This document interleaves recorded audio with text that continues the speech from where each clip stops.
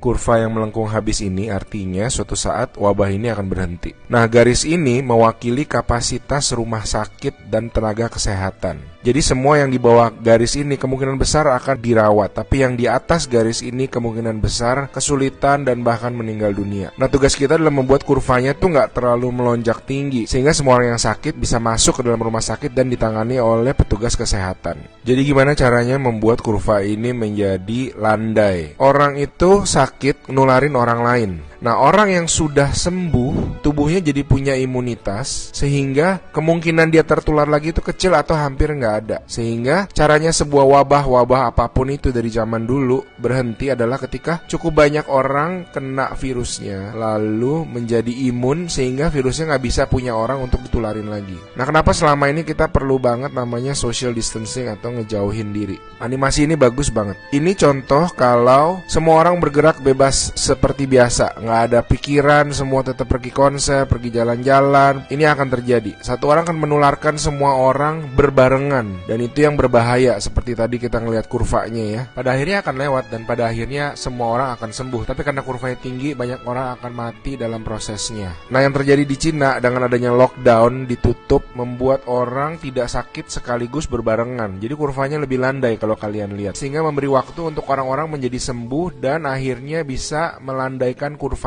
Nah, sekarang kita lihat kalau kita lakukan namanya social distancing, yaitu kalau nggak harus banget, nggak usah pergi keluar. Kalau nggak penting-penting banget, nggak usah ketemu temen, nggak usah ada social function, semuanya ditunda dulu. Kita lihat apa yang terjadi.